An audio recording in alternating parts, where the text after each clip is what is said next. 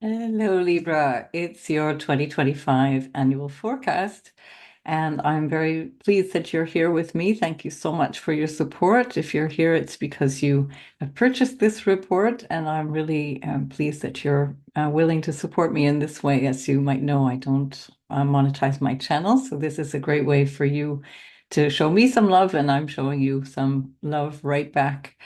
For the year ahead in typical Libran style to create some harmony and balance and fairness in this cruel, cruel world that we live in. Let's have a look at how this year ahead is going to affect you, Libra. It's going to be a very dynamic year. You're going to have a lot of change, just like the rest of us. In the background, there's going to be a lot of social change. And then in your life, you're going to have a lot of change very, very early in the year because you're finally going to be released from the South Node, which has been in your sign since July of 2023. So this is for your sun, moon, and ascendant sign, Libra. So if it's your ascendant, it becomes really clear what the area of life is that's being affected. It usually is quite direct in terms of the interpretation. And if it's your sun, it is a representation of you and how you show up in the world, and perhaps your career or your sense of purpose as well. It can also represent your father or men in your life, important men, male figures of some kind, your boss, for example. But the sun is the way that you relate to your life itself and the vision that you have for your life and your sense of how you navigate forward through it. Whereas the ascendant is how you appear and how you engage with all of the different areas of life on a day-to-day level. And then if it's your moon, it tends to be more internal, something that you might feel yourself that others may not notice, unless it has something to do with your emotional life, your relationship life. If you're a Libra, there's a big story there. And it might be something also to do with your home and actually where you live, or your connection to your mother, or your connection to older women, for example, or to nurturance or emotional connections of all kinds. And the moon also represents our mind. And so that's about the memory and how we also reflect on things.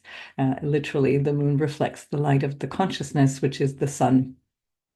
So Libra, let's have a look. I'm going to jump in and share the screen with you so we can follow along together. Now we're starting the year not on the 1st of January, but I'm starting on the 3rd of January because that's the day that we have this exact opposition with Mars to Pluto. This is the second time. The first one was on the 4th of November. So I'm recording this just before that initial opposition.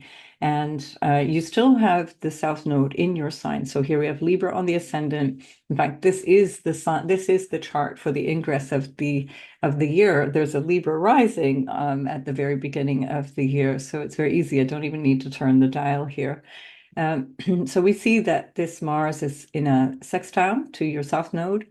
And it's also, of course, in that opposition to Pluto, but also it's ruling that north node that it's trining at the same time.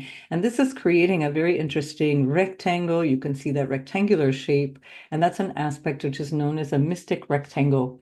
It's two sextiles and two trines, as well as two oppositions. So we have the opposition between Mars and Pluto, and we have the opposition, of course, which is a standard ongoing opposition between the North and South Node.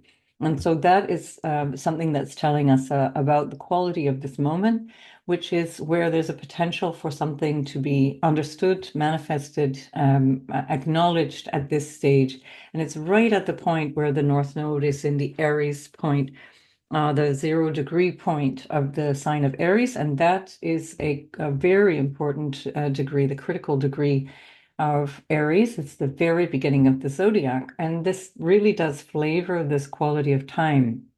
There seems to be something that's instigating some very, very new energy in this year of 2025, which we were all expecting, and it's showing up in multiple different ways.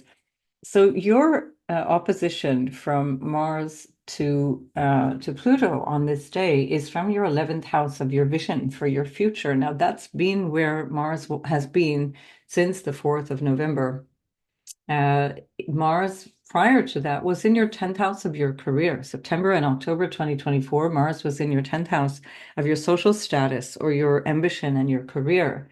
And it's going to go back there on the 6th of January. So at this point, Mars is now retrograding into its opposition.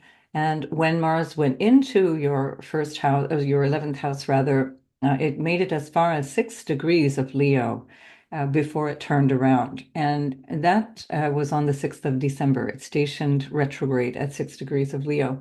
So this whole month of, well, the whole month of November and then the whole month of December into the 6th of January, Mars has only got 6 degrees. So it's building, it's like revving the engines. And this is about your future. So you've got quite a lot that you're reflecting on in this very early year energy. A lot of your attention is on what you want out of your life and where you're going in this moment of time. But it feels like it's not quite done yet. You're not quite ready to make that leap or you're not really clear what that all represents for you. Certainly, I think in the first few months of the year, that becomes much clearer. And by the summertime, or let's say the middle of the year, for those of you in the southern hemisphere, that is going to be, I think, a lot clearer, that you'll really have a much bigger sense of where you're going, so that by August, September, you're well on your way. So don't fret, don't worry. It is a part of the year. It's part of the moving forward, checking it out, stepping back, and then moving forward again. That is always coming with a Mars retrograde. Mars retrogrades only once every 2 years.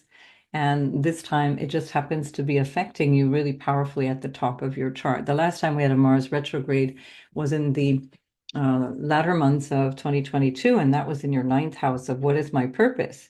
So now, as we've got Mars retrograding, you have this aspect of yourself, which is about your vision for your future, not so much yourself, but where am I going in my life going forward? And also potentially around friends and relatives or associates or the people that you want to bring with you, because Mars rules your 7th house of friends or really important relationships, your life partner, business partners, and clients, for example. And it also rules your 2nd house, which represents family or what supports you, including your wealth and your money and assets and things that you own yourself, or the income that you earn, the money that you can use in your life. And so that's also interesting because the 11th house represents gains. So there may be something that you're thinking about in terms of how to invest or how to move forward with your money, especially as your ruler, Venus, is in the 5th house at this time, at the beginning of the year, which is the house of investment. It's also the house of children, love, your recreation and your hobbies and the things that you enjoy doing, what makes you happy. And when your ruler is there, it's a pretty nice time all in all.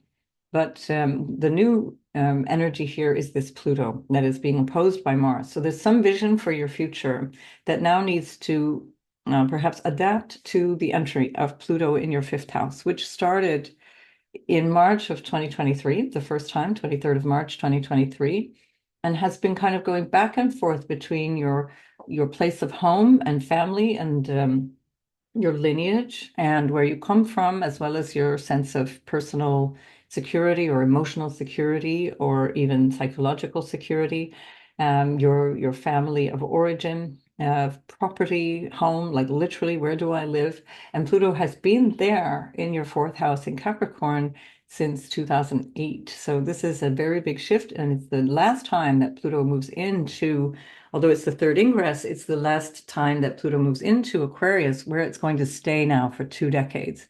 That puts it in a trine to Libra. And that means that if you have the first, let's say, 4 degrees of Libra in your, whether it be your sun, moon, or ascendant, this is really quite powerful for you. A trine from the 5th house is much more comfortable than a square from the 4th house. And there's now going to be this feeling of how do I show up in my life? How do I reach out into that? And this is, I think, part of the story of the Mars in the 11th house. How do I negotiate perhaps my vision for the future or my friendships and the groups that I associate with with the things that I need to get there in terms of the money or the valuables and the belongings or the family and how that pans out, and also the individuals that I want to come along on that journey. And then, of course, with your ruler in the fifth house, it's how can I enjoy this journey, which is about investing or about reaching into your creative expression or reaching into romance or reaching into having children or something that might have to do with children you already have.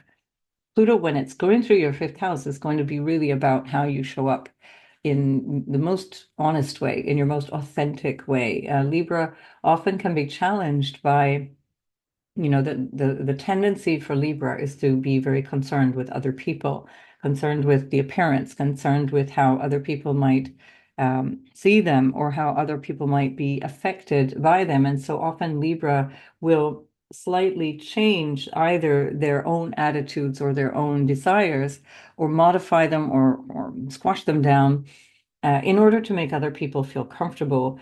That's not always coming from the best place in the sense that this is often where Libra wants to just learn how to keep the peace. It's not an easy ride for Libra either because that's what you're learning. It's not necessarily what you're born doing. And so sometimes we have to rock the boat before we can find the peace and the justice and the fairness and the harmony that we really want. So with Pluto going through the fifth house, you're going to be challenged to really step up to be yourself, to be honest, to be a sort of a warts and all, yes, sorry, Libra, warts and all, image of yourself and how you can be seen to be that and how you can just unapologetically create and express yourself out in the world. This might also have to do with business because also at the time of this opposition here with Mars and Pluto, we have Mercury in your third house of business, and Jupiter is ruling that. Rather, it's in what's called a mutual generosity. Jupiter is ruling that Mercury. Mercury is ruling the Jupiter from your ninth house of your sort of your sense of purpose or your vision or your sense of what brings you joy in terms of what gets you out of bed in the morning and the things that you feel like you're really here for. So this combination of Pluto in the fifth with Jupiter in the ninth, with your ruler in the fifth house as this is all happening, is really exciting. But watch what happens when we go one day ahead. So just later that day, now I'm not going to do it later that day, but I'm going to shove it to the 4th of January so that you see that now your ruler is in your sixth house. So on the 3rd, we have the opposition between Mars and Pluto, and we have Venus ingressing into Pisces.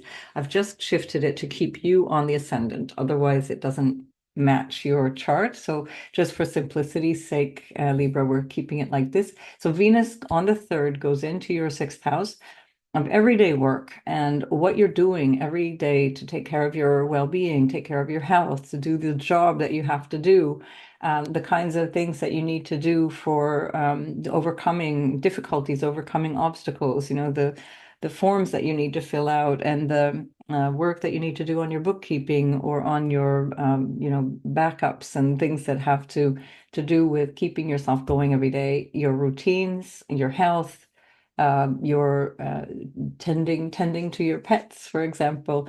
By the way, when Saturn goes in the sixth house, where it has been since March 2023, it's a really good time actually to get a pet if you haven't already. You still have some time.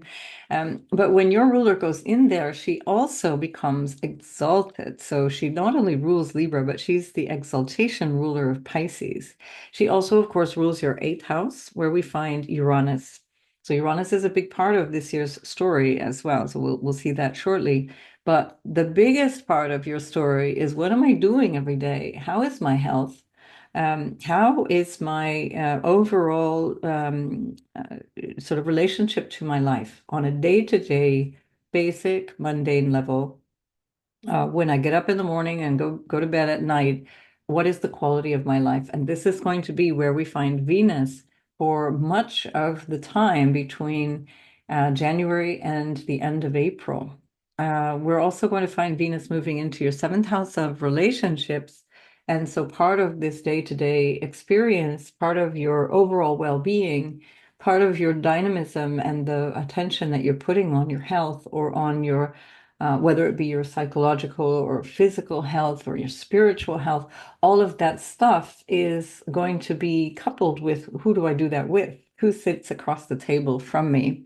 So about a week later, after Venus moves into your sixth house, where as I mentioned, Saturn has been there. So it's been there a while since March of the 7th of March, 2023. Saturn has had you serious about this work question. And this year, I think you find the answers to this big question. Even if it's not necessarily finalized, you become much clearer. And you also do very, very well with Saturn. It's your exaltation ruler. So it helps you in so many ways because you find the sincerity or the harmony or the effort that is required in the just the right dose in the sixth house. And Saturn in the sixth house has perhaps been asking you to say no a little more often. This is part of what I was getting at earlier with Libra, sometimes showing up on behalf of other people more than on behalf of themselves. And so it's often a yes when really it should be a no. And or perhaps an indecision that it makes other people choose for them, and then that makes everybody feel disappointed. So with Saturn in the sixth house, you get clearer. What is my no? What is the boundary? When do I leave the office, or when do I close my computer and go back to doing the things that I need to do or want to do? So this is a big part of this story of the year. But Venus, your ruler, is also making that story easier. There's a sense of you personally now being very aware of what do I prefer? What do I want? How do I want to feel in my everyday life? How do I want that to manifest for me going forward through 2025, especially the first 5, 6 months of the year? Now, as I mentioned at the beginning, you have had the South Node moving through your sign since July 2023. So you have learned in so many ways where you may have already been over accommodating, doing too much. Again, from 2011, March 2011, you've had Neptune in your sixth house, which can also have you, again, depending on your chart, but often it has you just doing a lot, doing perhaps more than the people around you, or maybe feeling obliged to be doing that. And we see that with Saturn as well. But this period of time of 13, nearly 14 years, we're looking at this story of overgiving in terms of how you show up for other people. And this is your opportunity to reflect on so many things. In this year and a half that we've gone through the South Node, through your entire sign, has been a chance to shed patterns of relationship that are not really working well for you, or ways of being in relationship where you start to understand that there's maybe more of a need to show up in terms of how you answer for your choices and making choices, making clear choices, being more definitive in terms of when you decide something, not allowing everybody else to decide on your behalf. It's on the surface feels like the polite thing to do, but in fact, what it's doing is kicking the responsibility down the road or kicking it over into somebody else's part of the field. So what we're looking at with the North Node in Aries, where you've had this now in your seventh house for a year and a half, is where you're putting your attention on how you need to step up in relationships. And if you go back in time, that was the case through 2005 and into the early months of 2006. So you can, from the very end of 2004, so from Christmas 2004 right into the early months of 2006. So we're wrapping this up now. That theme is done. And what we're moving into, if we move forward now, uh, roughly 10 days, we're now getting to the South Node in your 12th house, the North Node in your sixth house. So we see that a lot of the ongoing messages that Saturn, Neptune has been already working through and for many years already are continuing here with the North Node shifting into your sixth house. It's a time when you're going to become familiar with choice around work, with what is new in your everyday life, with what is new about taking care of yourself or about healing, or there may be a need to be there for somebody else, but this becomes a conscious choice. And it won't be a long time because Saturn will be there up until the end of May, and then moves into your seventh house. And that's where we tend to find that feeling of I haven't really got a choice but to do this thing for everybody else. But that doesn't really hold for the entire year. So this is mostly for the first few months of the year. But it's a really great opportunity for you to question, what am I doing every day? Does that work for me? Is this what I want to do long term? And it's just at the same time that Mars moves back in your 10th house. What are my ambitions? We already saw this action of Mars in October. So Mars moved into your 10th house from the 4th of September till the 4th of November. And again, when we started January, we saw that Mars was in opposition to Pluto. It was already opposing Pluto near this degree, the very last degree of Cancer, which was at the 29th degree of Cancer. Pluto was at the 29th degree of Capricorn, kind of signaling there was this change between what you need to feel secure, what you want in terms of stability and home, and perhaps like a literal home in terms of property, or something that feels psychologically and emotionally grounding. And Mars showing you that there was also this drive, this ambition, this goal that you have in terms of your world outside the front door, and that might have something to do with your work or vocation, however you want to describe that. It doesn't have to be the thing you're paid for, although the sixth house usually is, or at least you're paid, if not in money, then in kind in terms of the sixth house. Um, so your Mars opposition to Pluto has already informed you of what this Mars retrograde is re-examining. And since that Mars retrograde is in trine to the North Node still, but no longer ruling the North Node, there's a qualitative difference here. So Mars is retrograding back into your 10th house, and it will go all the way back to 17 degrees. Let me double check the date here. It stations direct on the 24th of February at 17 degrees of your 10th house.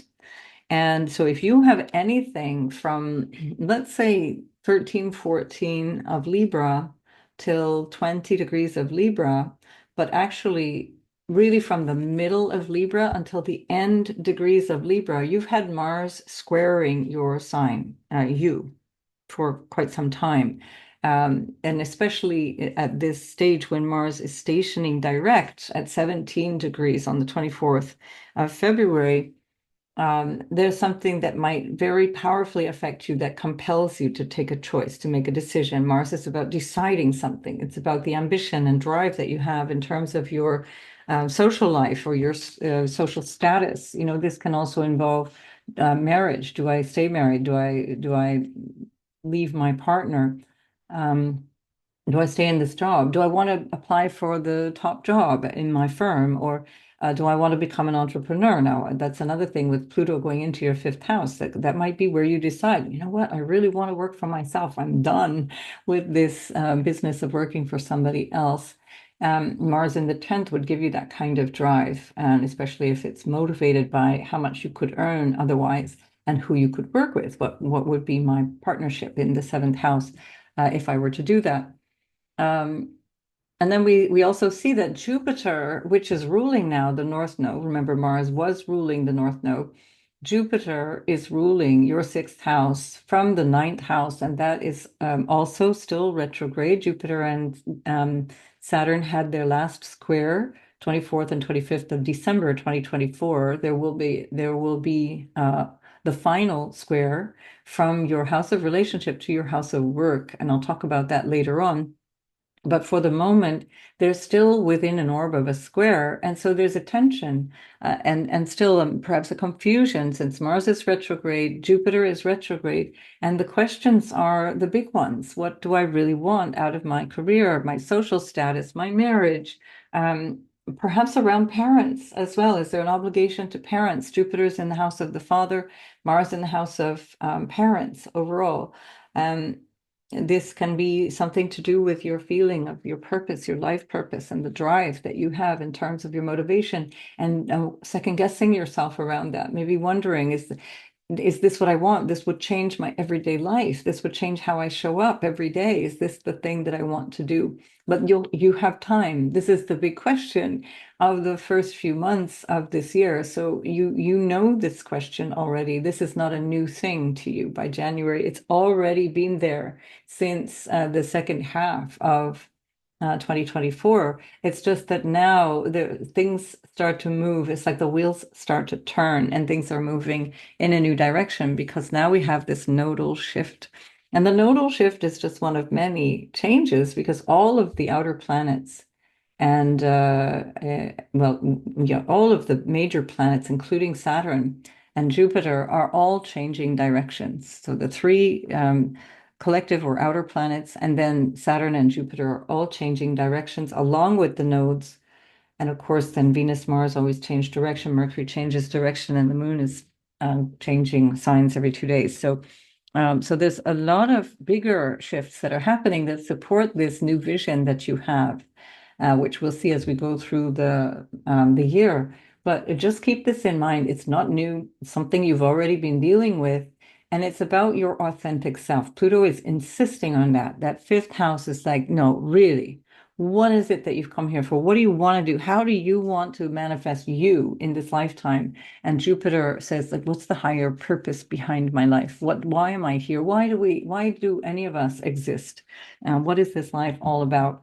And that is until June 9th of 2025. So you still have this big question of your sense of what you want to know and understand about why you're here, or perhaps a desire to learn more. What can I learn? How can I grow in my knowledge through this period of time that will serve me in my everyday life, that will change my everyday sort of rhythm of life, my communications? Jupiter rules the third house. My exchanges with people in all different ways. Perhaps you want to become a teacher, for example, or you want to write a book. This is fantastic energy to do that, by the way, especially as the South Node going in the 12th house can also help you to really see where you need to clear some space behind the scenes, where although there's activity that's taking you out in the world, when the South Node goes into the 12th house, you really start to get clear about your inner life, your inner experience of life, your spiritual connection to life, your sense of what is important in a much less material way. It's very, very helpful to when we have these South Node transits through the 12th, to wake up your inner experience of life. There may also be some awareness around bad habits or things that you've been doing that are not good for you, and they might be spoiling your health or spoiling your everyday quality of life. And that also is easier to shed when the South Node goes through the 12th house. So lots coming up here for you, Libra, that feels very fresh and different. Right, let's carry on because we've got a lot going on here. I want to go to the end of the month. And in fact, it's a really interesting, I find very nice aspect. And it's happening in your sixth house. Now, I want you to pay attention all through this year. I want you to pay attention to the 29th, 28th, 27th degree of Pisces and Virgo, which is your sixth and 12th house axis, which is the axis of work and rest, or it's the axis of what you feel you are obliged to, as opposed to what you prefer. You'd rather run away run away from, avoiding versus, engaging. I think this is the year where you're engaging, by the way, in a more conscious way, let's say. And that sixth and 12th house dynamic also shows you areas where you might find that you are playing a bit of a role of victim and martyr, where you're not aware of how much you might be moaning or complaining or doing things, but with the vision or with the idea that you should be rewarded for it, or you should be thanked for it, you should be openly acknowledged for it. And this would be a really interesting year for you to understand that dynamic and how disempowering it is, so that you get to the place where you do things because you should and you can, because it's your purpose, your dharma, your why you're here, rather than doing it for the optics. So this is also where Pluto is going to get quite strong with you in terms of how you show up and the legitimacy with which you show up, the authenticity with which you show up. You must be your authentic self.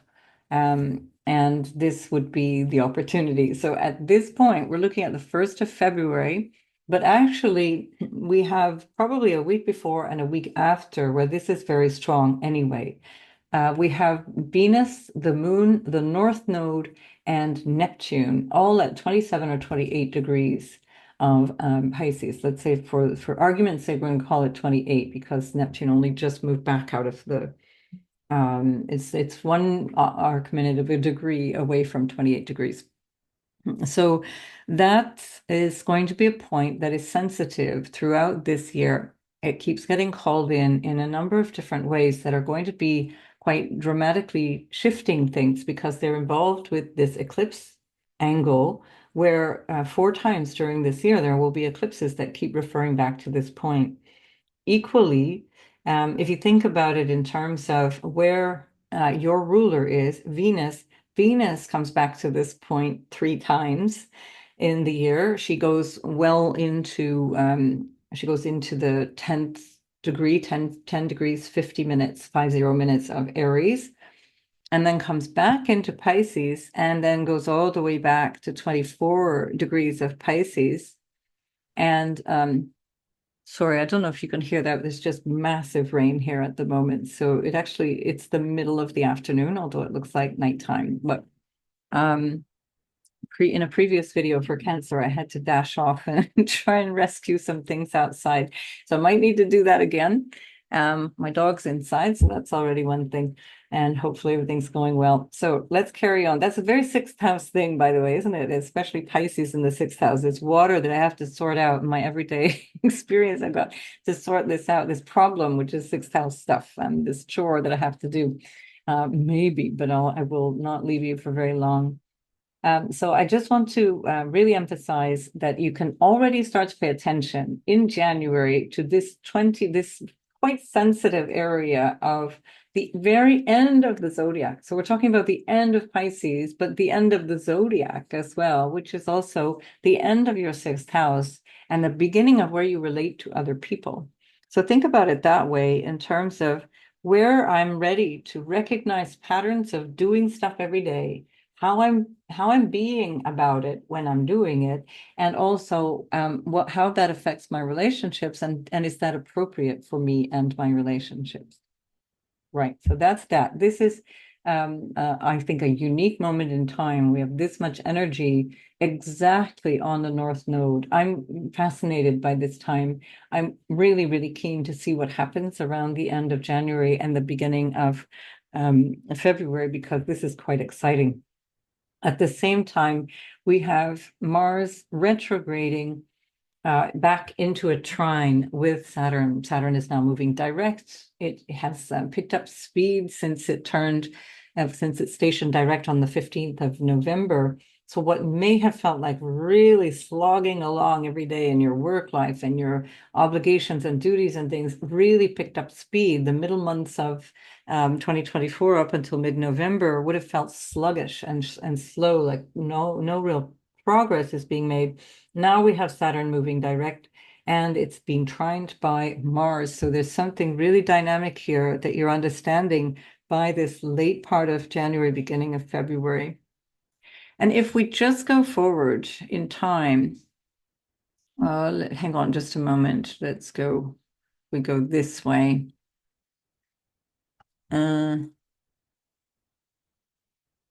Right, we will just do like this. We're just going to go forward like this and pop the transits forward like this. I just want to show you when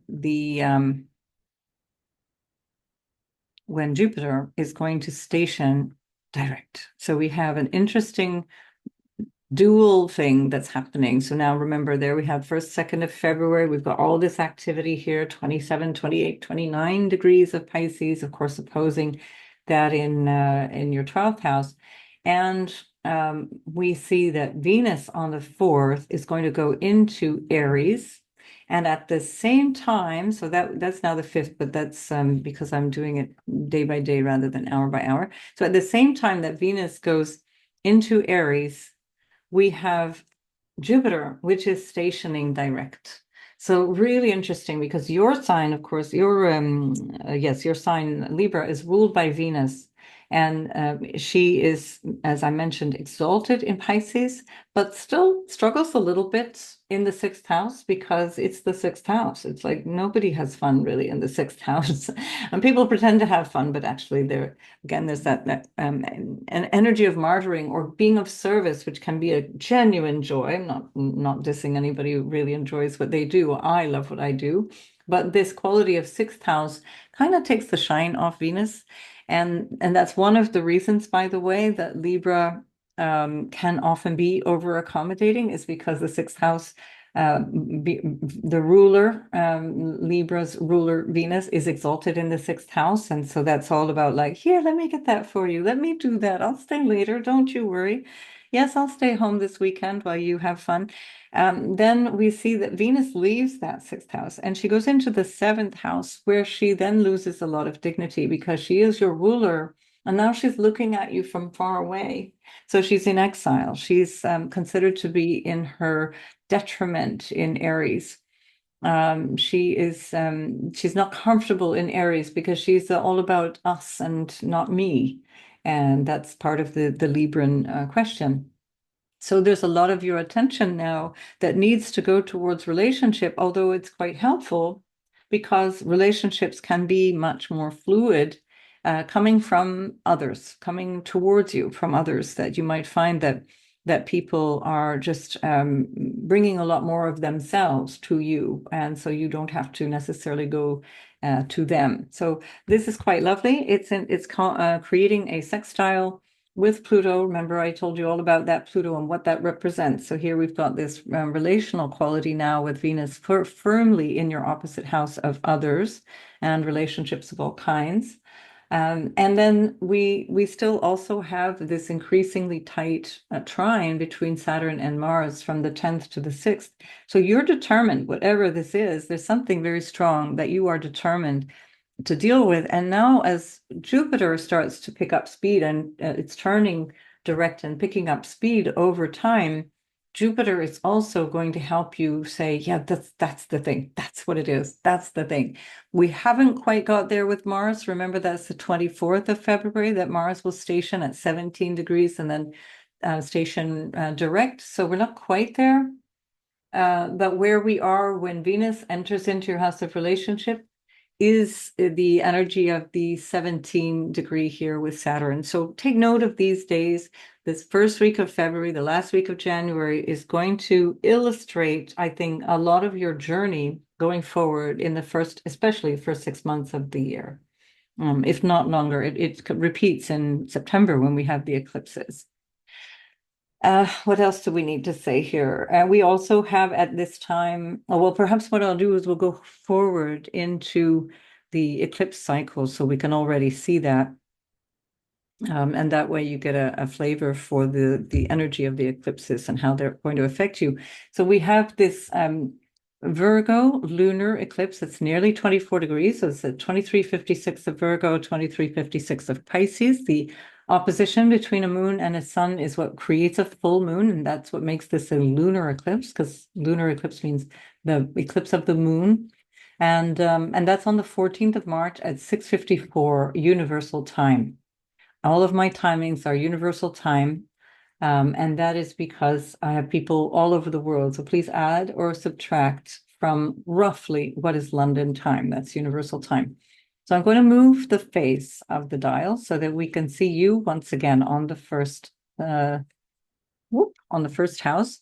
But remember that this is no longer the degree point of the eclipse. Okay, so Libra, you're here on the first house. The lunar eclipse is happening at the almost 24 degrees, 23 degrees of your 12th house with the South Node. So there's again this realization of something that you recognize in terms of in the 12th house, what we understand to be our self-undoing, what we what we might do to ourselves that is destructive. It could be an addiction. It could be something that is behavior related. It could be something that is about self abnegation. I'm not worthy. I'm not good enough. I'm not pretty enough, or whatever, just eroding your well-being, and you become aware of that. Equally, the 12th house is something to do with what might be hidden from public view. It can also be hidden from your view, by the way. It can be your unconscious, and especially since you've got Uranus moving through the 8th house, you would have had quite a lot of churning in terms of issues around family secrets and things that have come through mysterious ways, perhaps even occult ways, where you've learned information, you've learned things that have come through that Uranus transit that might have surprised you. They may have come through also a new approach to intimacy, being more comfortable with emotional or psychological or sexual intimacy than you were before. And here we're also dealing with something that is similar to that. Issues of what is private to you, and that can include your spiritual life. We have Jupiter in your 9th house as well. And so there's something there that might be about, what do I have faith in? What do I believe? And can I surrender to that? That's the South Node in the 12th house. Can I surrender to these hidden forces, to this? Can I let go of perhaps a desire to control my outer world or my everyday life, and surrender to that? Certainly, Pluto going through the 4th house will have shown you the folly of trying to control your outer world, or trying to wrestle it to the ground and make it look a particular way or feel a particular way. So you're relieved of that Pluto now. But where we have this lunar eclipse, it's actually in a trine to that Uranus from the 8th. So there's some message that's being transmitted, perhaps from beyond the ethers, perhaps from beyond the grave, or perhaps it's a transgenerational or an ancestral awareness that you're picking up on, that can have you even more interested in your inner experience of life. There can be something quite literal. If it's not a faith-based thing or a spiritual-based thing, with that Jupiter in the 9th, as well as the South Node in the 12th, it can be quite literal about the faraway lands, people or places that are far away, and recognizing that something needs to change around that. Whatever it is, it's in your awareness now through this eclipse. And it's going to be, the effect of that is going to be changing the way you show up every day. We still have this trine from Mars.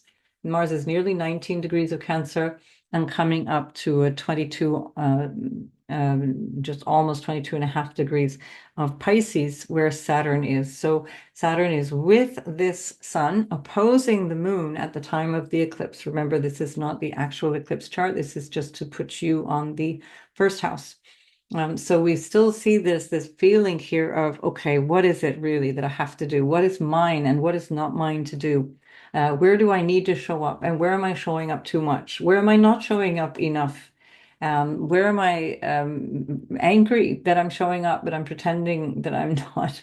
And so here we have this part of the answer here is that Mars. Where do I express my emotions? Where am I repressing my emotions? Am I being clear about my need to express my assertion or aggression in ways that actually serve me, and get me to my longer term ambitions, my sense of what it is that I need to do out in the world. So this is a really lovely, I find, a very spiritual time for you.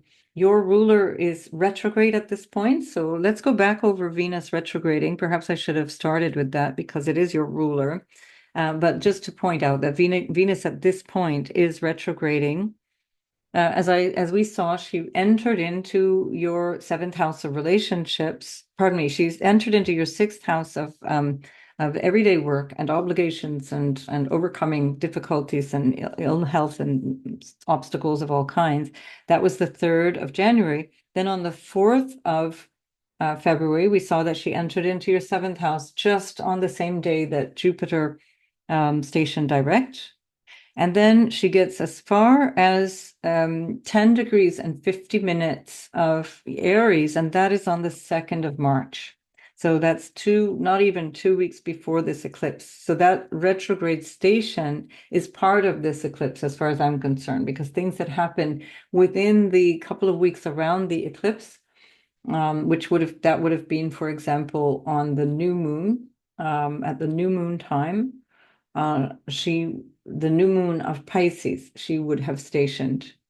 I mean, yeah, these interactions are really significant because that's your ruler. She's exalted in Pisces, and that's in the seventh house for you. So there's something that's coming right from let's say the end of February, right through till the eclipse season, which is really only finished weeks afterwards and into the summer, or let's say the middle of the year or the last months of the year.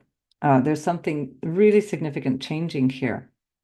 Um, Not only that, but not only is your ruler there, she's the exalted ruler of the North Node, but she's also with Mercury, which is the ruler of the South Node and this lunar eclipse.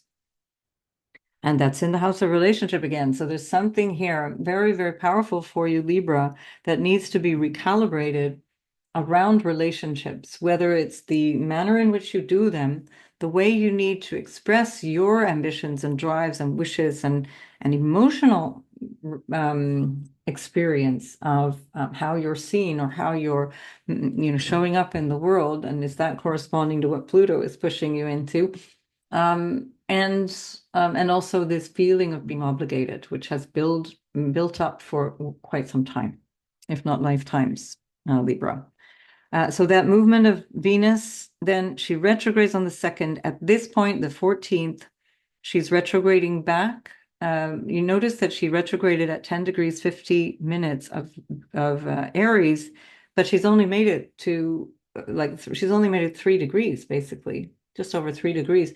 She's going very slow. So this is like the whole journey through March, all of this energy of March, even February. So if we look at all of February and this whole journey through March, Venus really doesn't go very far. It's the first decanate of Aries.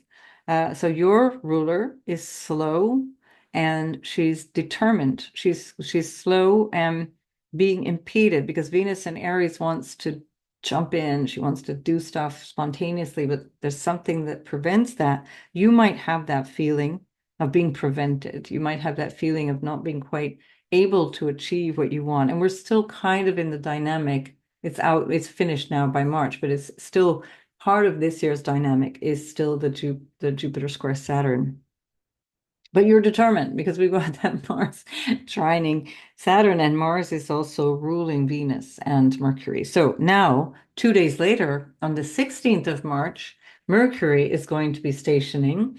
So Mercury stations retrograde around almost the same place as it is now, just 9+ degrees of Aries, and Mercury will then start to track Venus, and the two of them will go backwards into Pisces. Now, the Venus, your ruler, is going back into Pisces on the 27th of March, right? So it takes her the whole month. It's forever. We have this really long journey of February and March where Venus is in Aries, basically. And so January is all about Pisces, Venus in Pisces, your ruler, 6th house. And then February, March is all about relationships, 7th house, but not something's funny. Something's not quite working. It's not quite there yet. And then 27th of March, she gets back in. And on the 13th of April, I hope you're taking notes here. On the 13th of April, she is stationing direct, and she will station direct around that 24-degree point, which is where the eclipse was on the 14th. Okay, so we're looking at your ruler really closely here. So you want to pay attention to how she's operating, how she's picking up on things that have already happened. And so now you're looking at the 14th of March, where this eclipse was, but we're talking now about a month later, the 13th of April, she stops at where this eclipse was. So whatever was going on there around 23, 24 degrees of Pisces and Virgo, Venus is going to pick up on again. And she's going to be like, okay, so what about that thing now? And then as she's going direct, From that point, she leaves and goes back into Aries on the 30th of April, and she only leaves your seventh house to enter your eighth house on the 6th of June. So this is the first almost 5.5 months, or certainly 5 full months of the year, where Venus is pulling in what you feel under obligation to, what you feel is perhaps being asked of you that you're not ready or not happy with, that is related to relationships for you as well, and related also to intimacy, related to things that you share with others. Perhaps it's about money, but it's very personal to you. It can be about intimacy or illness, potentially for some of you. This can have something to do with illness personally, or taking care of somebody who's not well, because the eighth house is also potentially showing where there's psychological or some other suffering that can be strong. And again, depends on your natal chart, depends on each individual. It's not guaranteed, but that's one of the ways that can show up. We're not done yet with March. We want to now look at the 29th of March, where we have the Aries solar eclipse. Now you're saying, huh, Aries? This is because the last 2 years have been about Aries. The North Node has been in Aries, South Node has been in your sign. But if you go back to April, and I think it was the 20th of April, 2023, that was where the very first eclipse was in Aries, but the North Node was in Taurus. So these eclipses overlap with the different signs. These are not called hybrid eclipses. That's a different thing. That's actually a specific technological term for the action of the eclipse, the way the eclipse appears, it's not an astrological term. Anyway, so these mixed eclipses are overlapping at the beginnings and the ends of the shifts between the signs. So here we're now wrapping up these 2 years of Aries, and this is at 9 degrees. Look at it's exactly 9 degrees of Aries. I love those round numbers. And if you recall back to October the 2nd, in your sign, there was a 10-degree eclipse that happened with Mercury at 11 degrees. This one is 9 degrees with Mercury retrograde now. And it's like the bookends, it's the opposite end of that. So see if there's something that you can connect back to you in the beginning of October or thereabouts, and all of these months since. And then what is starting new, what's changing in your house of relationship from this point on. 29th of March, 10:57 a.m. Universal Time.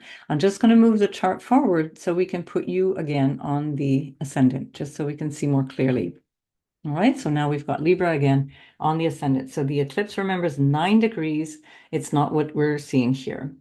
Now, Mars is doing its best to keep chugging along, and it continues its trine. So that's really active for several weeks. This trine between Mars and Saturn is a big part of the theme, the water trine.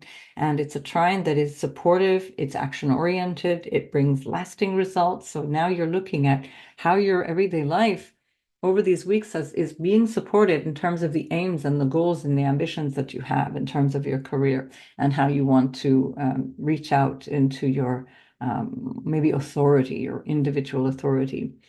We also, again, have this story of Venus and the North Node 27, 28, and then Neptune once again, like it was much of 2024, back at this 29 degree, almost ready to go into Aries. Neptune and Mercury very, very close together at the time of this eclipse.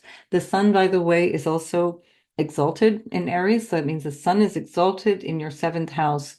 And so there's an aspect of relationships, again, that takes on a whole new quality for you at the time of this eclipse. Now, that's always true every year. The sun comes through Aries every year, and the sun is always exalted in your seventh house of relationships every year, that the sun goes from roughly the 21st of March until the 20th or 21st of April. So it's not new, but what is different is that here we have this extraordinary eclipse energy with Mars at the top of your chart. So something showing up, perhaps around marriage, around the marital status, around your work status, around your ambitions, your drives, and who do I do that all with? And yet, we've got Mercury and Venus, your ruler, retrograde. So there's something that still needs to be worked out. It doesn't mean it's not a go. It just means that we're not quite sure quite how to do this yet. So we need to just make some adjustments. Mercury and Venus retrograde suggests that things are just not ripe. It's not that you can't, it's not a no, it's not ripe yet. And at the time of this eclipse, now we have a really powerful dynamic where we have this mini grand trine where we have Mars sextiling Uranus, or building to a sextile with Uranus by a degree and a half or so. And then Uranus is also being sextiled by Saturn. And then, of course, the Saturn and Mars trining Saturn's still holding. So that's a really interesting dynamic, as we also have Uranus building again to the sextile with the North Node, as well as the trine to the South Node, which we saw earlier. Now, of course, remember Uranus is now moving direct, and it's going to eventually leave your eighth house and go into your ninth house. And we'll look at that shortly. So all of this energy here, again, is a kind of in this case, it maybe feels more like 2 steps forward, 1 step back, not like 1 step forward and 2 steps back. So this is not as perhaps of a big a drag as having Saturn retrograde or Jupiter retrograde was, or especially Mars retrograding. But it is your ruler. And so there's definitely some bugs to work out here. This may be a health issue. Again, it would be important to see your chart before that could be established. But if that is, this is about you reviewing your lifestyle, and you're reviewing your treatment. You're reviewing what it is that needs to be done. You want to have the malefics. You want to have let's say, a tough-hearted planet in the sixth house if there is a health issue. And I would say if there is a health issue and it's been developing for some time, especially if it's chronic, look into what is like a psychosomatic cause when Neptune is in the sixth house. We want to try and understand, how has my emotional attitude to my life, or my psychological attitude to my life, or to the circumstances, or to events that have happened in my life, how has that affected my physical health? And try to get to the root of that as well. All right, so we're still not quite there, because the next day, so we're talking about the 29th now of March, and the very next day, we have Neptune moving into Aries. So that's quite remarkable. Neptune and Mercury cross over at that critical degree, the 0 degree point of Aries, and Mercury moves back into Pisces. So they're doing this dance 3 separate times, and I think we're going to have an interesting time watching that, observing that in the sky. I'm really hoping we can see that. Somebody somewhere can see that, and they'll take pictures for us.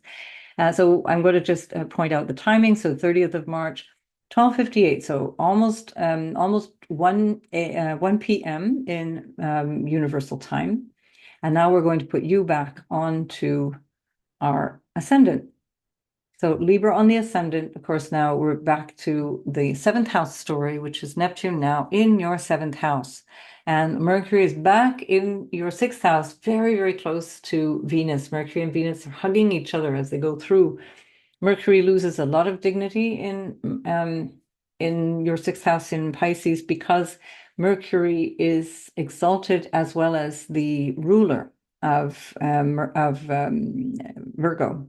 And here it's both in its fall and in its detriment because of that. So it's opposite the rulership, and it's opposite its exaltation point. So it's the double whammy. So whatever this is, there's perhaps a confusion. Now, I have a natal Mercury in Pisces, so it's not that you can't cope entirely. It's just that there's a different way of thinking about things.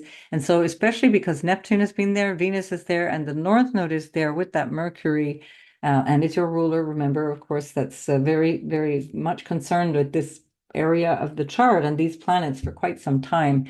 There may be a different way of thinking about these things, Libra.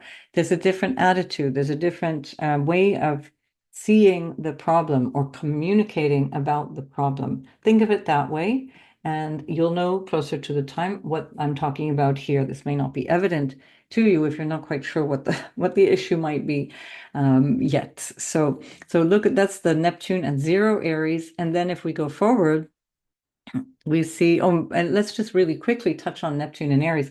Neptune in the seventh house can have you start to feel there may be incidents where it's not very clear what is going on in relationships, or the people that you're relating to start to become people who feel like they need you. Now, this can be conscious and therefore really good. It can be literally what you do to become somebody who helps other people, that your job is like a therapist and you take care of other people. Um, Especially with all that sixth house action, maybe that's where you're starting to think, oh, maybe what I need to do a different kind of job, different kind of way of showing up for people. But you can also end up unconsciously trying to rescue people who are weaker, or being attracted to people who seem to have a lot of problems adjusting either to themselves or to life in general. And you feel compassion for them, which is a very beautiful thing, except that it might not be your job, or it might not be necessary for you to take care of other people in this way. We're not talking about children. We're talking about equal relationships, relationships of adults or relationships of colleagues. There can be issues where there's some kind of deception or disappointment around relationships, whether they be business or personal relationships. Um, or where there's just a realization that there's some aspect of the quality of relationships that you want more depth and flavor, perhaps more spiritual connections with people. And again, if that's the conscious attitude here, that works really well with Neptune in the seventh. But it can have you um, taking care of people who are not they don't really deserve your attention, if you know what I mean, or they are over demanding, and it throws you back into this whole dilemma about how much I compromise myself. This will not fly any longer, Libra, not from 2025 onwards. So this is the mystery, let's say, of what Neptune in the seventh will bring you. But you'll get a flavor of that in the beginning, except that very shortly, like within 2 months after that, we get Saturn joining Neptune. Now let's have a look at that. So Saturn on the 25th of yeah, so here we go. Saturn on the 25th of May is going to join Neptune in Aries. And that's going to be at 4:36 a.m. Universal Time. Now, once again, I'm just going to move the clock face forward so we can find you on the ascendant. We can see more clearly how that shows up for Libra, Sun, Moon, and Rising. So here we have Saturn with Neptune, and that's a stabilizing aspect. So the Saturn will help to clarify and stabilize, but it can also be that where Saturn and Neptune move in, you start to realize that what appeared to be solid relationships, like friends for life or married forever or business partners till the death, where we're here, we got each other's back. Suddenly it doesn't feel so stable any longer. This doesn't have to be a very bad thing. It's anyway, always things are working out ultimately for our best. Remembering our relationships to things throughout life are always changing and a bit tenuous. And as a cardinal sign, you know that really well. You're able to take action and make new starts. And it's one of the reasons why Librans can make friends easily, because you've got Aries on the seventh house. So it's kind of like, oh, a new one, a new one, a new one. And you have Leo in the 11th, so very gregarious out in social relationships. So we have Mars here in a trine. It's building to a trine with Venus that it's ruling. So something about this story definitely is about you in relationships. So Venus is your ruler, of course, in the house of relationships, and then Mars trining Venus. Now, remember, this story with Venus in your seventh house has been going on and on and on since February. You've kind of figured this out by now. So whatever I'm telling you now is just at this stage, perhaps at the beginning of the year, feels a little bit complicated or confusing, but by the time you get to the end of May, you know all of this. You know what's going on, and it's just a question of having the confidence to take the action required to resort to this new thing, whatever it is. And it has to do with your vision for your future, because Mars is up there now again in the 11th house, well past the 6 degree point that it got stuck at in December. And it's moving now quite quickly through your 11th house, so that by the 18th of April, it ends up leaving your 11th house, once again, completing this big long story that has actually been going on since November.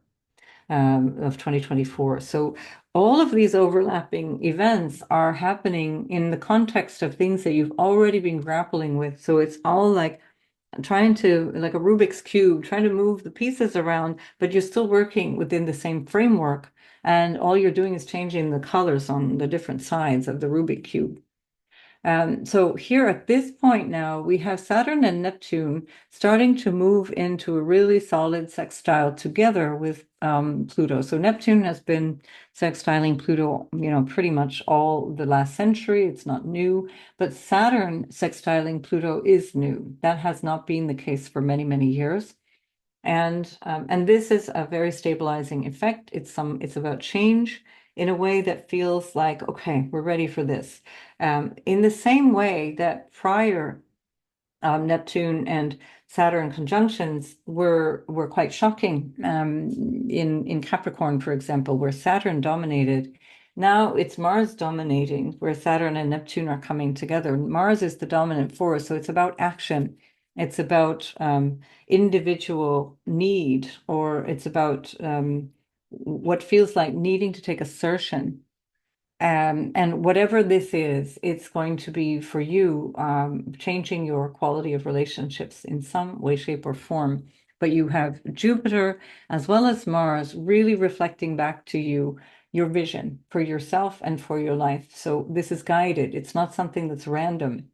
Equally, we have Mercury and Uranus together in your eighth house. That's very insightful, very interesting and insightful awareness in the eighth house. The eighth house is where information can come through almost psychically, especially as the moon is also there and the moon is exalted at this time. Really interesting dynamic there. Now, the moon is in a square to Mars, and that square to Mars is tension, without a doubt. And that tension can be psychological in your case, or it can be an awareness of something. Again, we're talking about the moon, some awareness or an emotional sensitivity to something that you're sharing with another person. Now, again, we're really talking about relationships here. So it's almost guaranteed to be something about either a personal relationship or a business partnership of some kind. And this can also, because it's Venus that also represents money, this can be something to do with money that you share and the money that you earn from clients or the money that you earn from marriage or from a product or things that you sell, the things that you do, and people like a service that you provide, for example. This can be all of that. And especially as Mars is in your 11th house, this may be you trying to make new things happen in terms of your house of gains. And how can I make more of a splash, or can I connect with more people, or try and beef up my income? Mars rules your second house of money and wealth and possessions, etc. So as well as, of course, the relationship, the business partners or other partnerships of all kinds. So difficult to say what these all represent, but we know what the themes are, right? With this we cannot deny. Then the next thing that's quite interesting is that we have Jupiter moving into Cancer. So Jupiter moves into Cancer on the 9th of June at 10 p.m. roughly in Universal Time. And now we're going to we're going to move the dial so that you can be on the ascendant, and we can see more clearly how that affects Libra directly.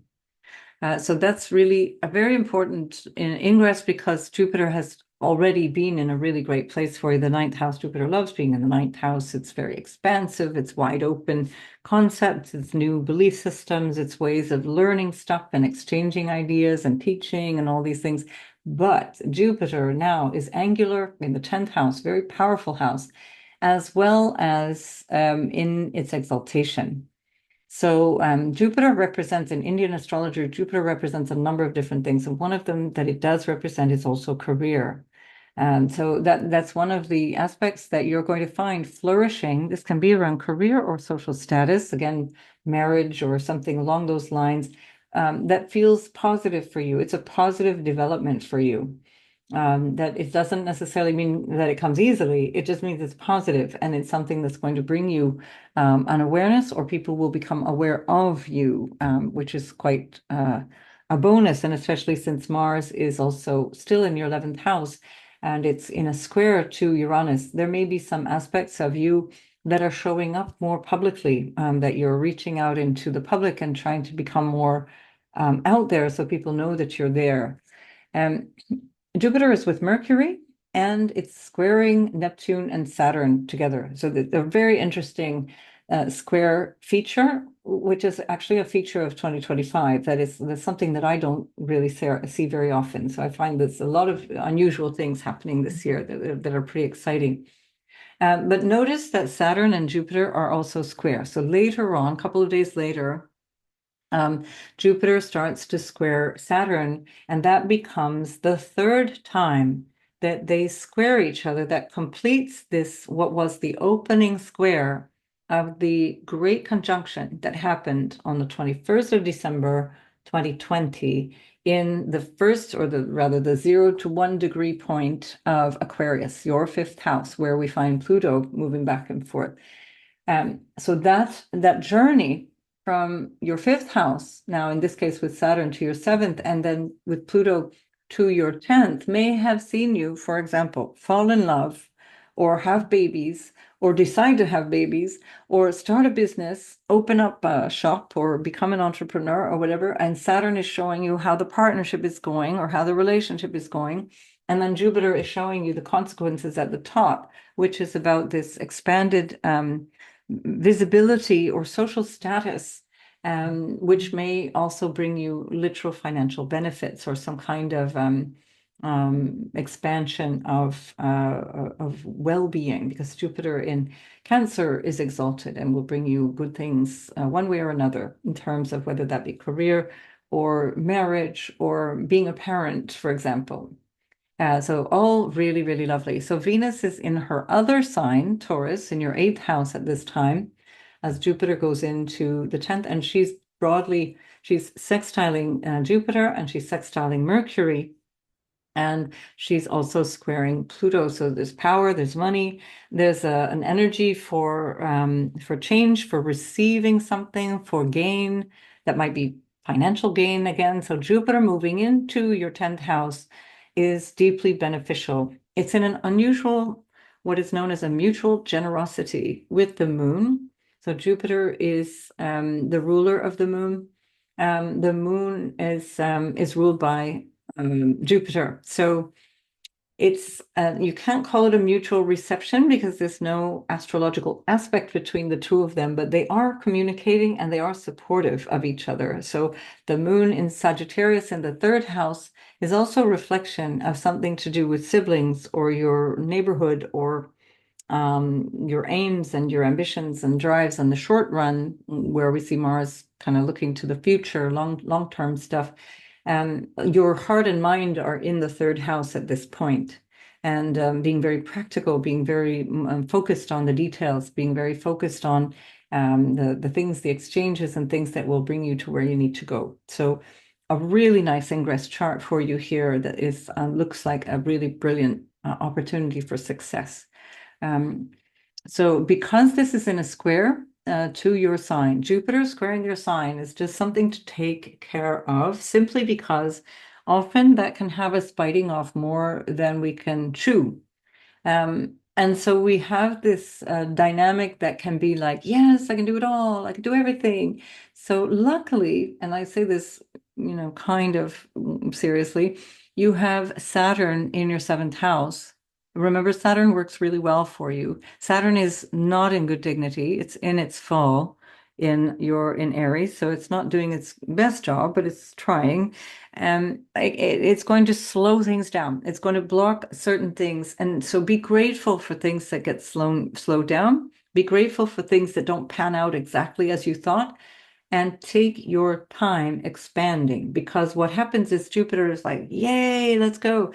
And you might fall back into the trap of once again overdoing it and trying to figure out where you're going to find all this energy. That depends on your natal chart, but you are an air sign, so often what happens is your mind has you running way ahead of your body, and then it's not really easy to keep up. the North Node also being in your sixth house means that there's a lot of thought and busyness going on in your, thought about work, thought about your day-to-day obligations and busyness in your everyday life.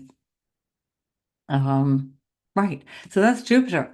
And then we're not done yet. We still have more. We have Uranus. And now we have Uranus changing signs. So remember, all of the outer planets, all of the slower moving planets are changing signs. And so just like Jupiter, remember Jupiter was in Gemini. It was escorted from Gemini by the ruler of Gemini, Mercury. It was escorted into Cancer.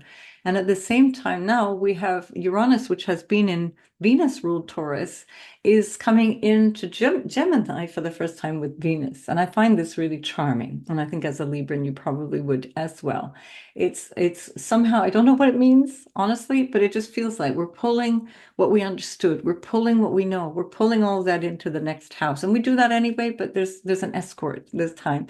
And we're helping, we're cooperating. This move is very helpful. I see these shifts like this as something extremely constructive on an individual level. So Uranus is moving into zero Gemini on the 7th of July, 8:48 a.m. Universal Time.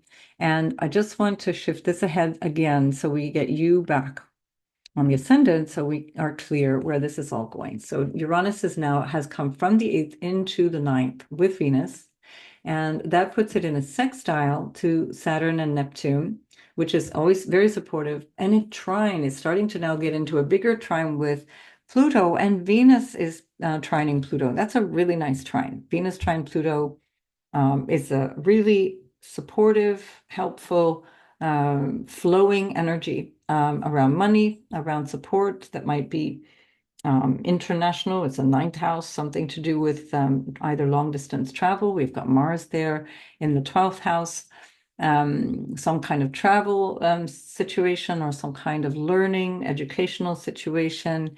There may be something to do with your father and parents, because we see both the representation of the ninth house as well as the 10th house really prominent at this time.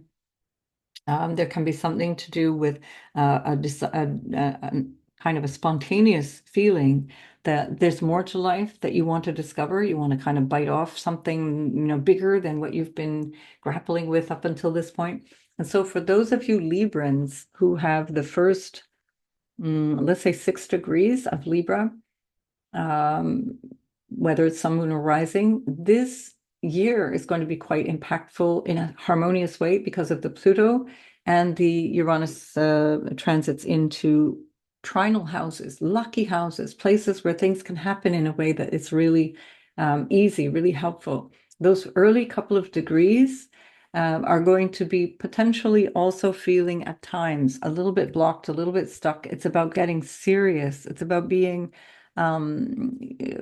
clear who you want to journey with. It's fine to want to go away and do these things or run, expand or do these things, but who's got my back? Who do I do this with? This is the bigger question that Saturn will insist on.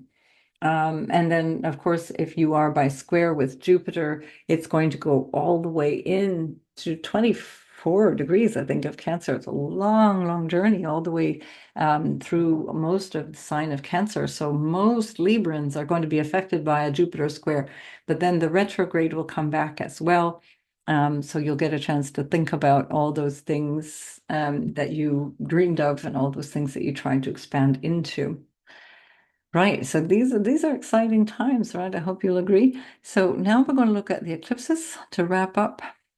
And we've got, let's see, 7th of September, Pisces lunar eclipse is at 15:22 of Pisces. And that's the 7th of September at 19:08, so 7:08 p.m., almost 7:09 p.m. Universal Time. Now, again, we're going to shift that so we can see what's what in terms of Libra. So we're not going to pay attention any longer to the degree point. Remember, it was 15 degrees, and we're shifting the clock face so that doesn't apply any longer.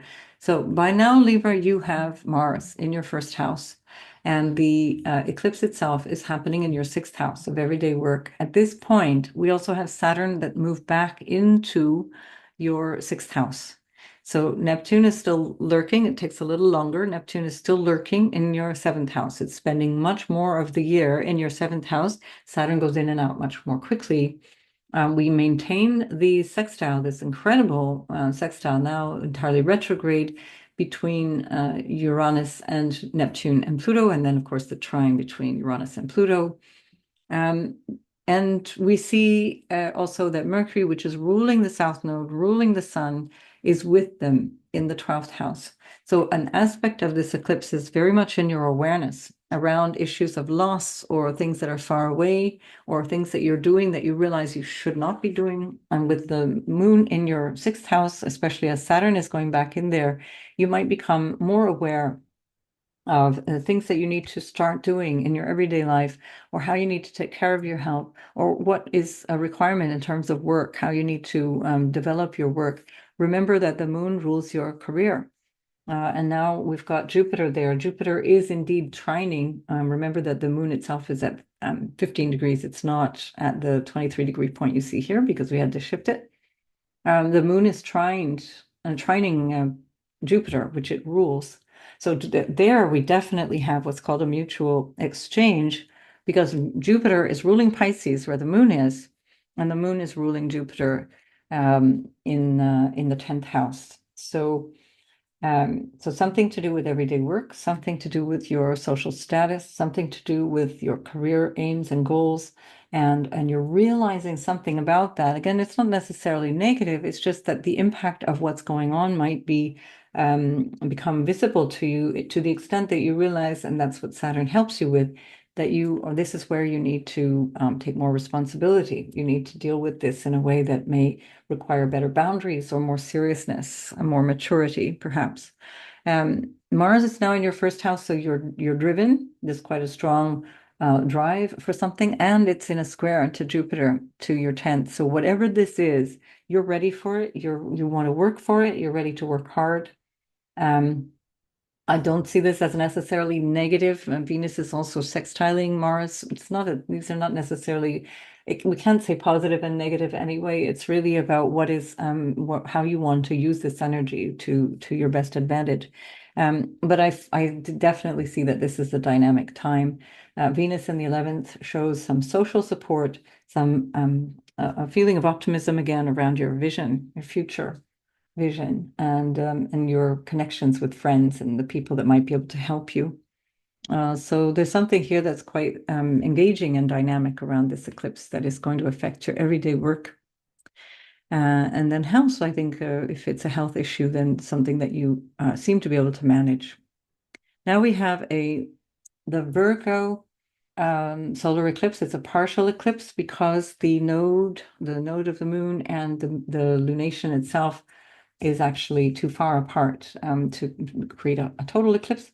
But here now we're calling back in that whole story again, just like we did with the previous eclipses, so many other events through the year, this 28 degrees, 29 degrees, and also the 0-degree point of Aries, which is still really, really important.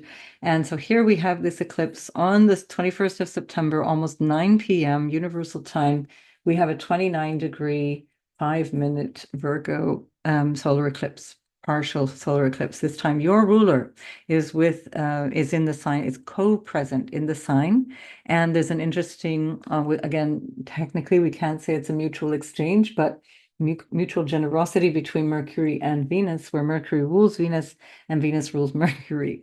So there's some cooperation here. Now let's see how that's all panning out. We put you on the ascendant.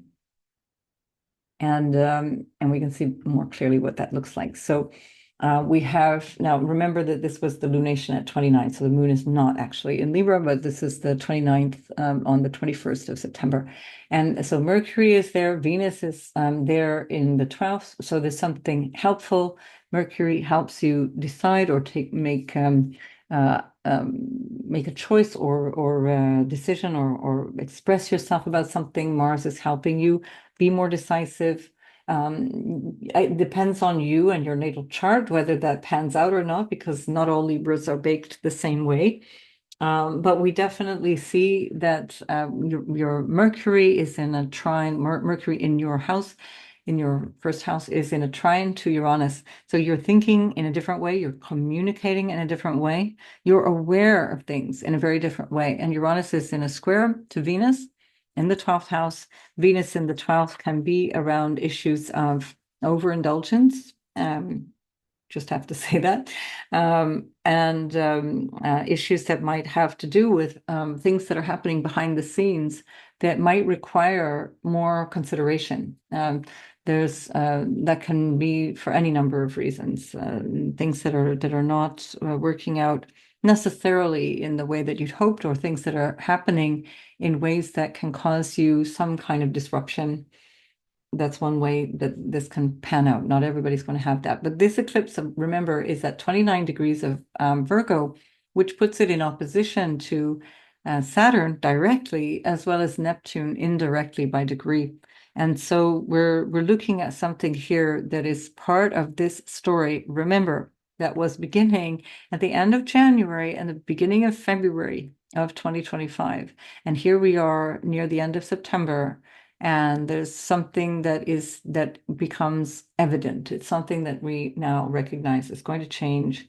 It's about the 12th house stuff, about things that are hidden from us, our unconscious processes, issues around health, issues around self-sacrifice, martyring, victimization. When somebody believes that they are obliged to do something and they don't take action to deal with that. Now, of course, there are literal victims in the world, but most of the time we allow ourselves to be victimized. And I think this is a big part of how you need to understand some of these transits in 2025. I think many of them are pointing to the same thing. There's a whole new frame of reference that you need for yourself and how you show up in relationships in order to find this place of satisfaction and ease and happiness in your everyday life, which is where the North Node is trying to take you. And so there's a way of letting go of self-undoing behavior, things that are working against you, things that are maybe even hidden from your awareness that you weren't really aware you were doing, and now you are, and things can change. So that changes the dynamic in relationships. Uranus in being squared by Venus definitely is changing the dynamics, perhaps also around money. But this, I think, is much more about relationships. Right. So there you are, Libra. This is quite the year ahead. You're changing a lot of the energy of the year compared to 2024.